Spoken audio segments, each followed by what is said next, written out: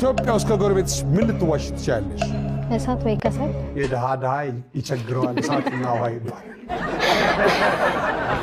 እሳት ከቸገራችሁ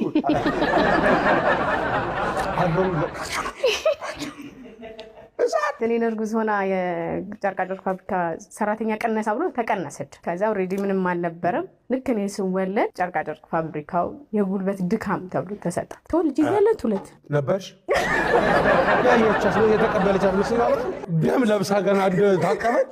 የዕለቱ ዕለት ነው አላለች። እሺ ተቀደጅ። ከዛ ባንቺ ነው ያገኘሁት ስራ ባል ነበር ሰዓት ገንዘብ ያገኘሁት በልጄ ነው ብላ ዶላር አለች። ከብርም አልፎ ዶላር። ሰዎች የግል ከሚሏቸው ጉዳይ ውስጥ አንዱን ጥቀሽ።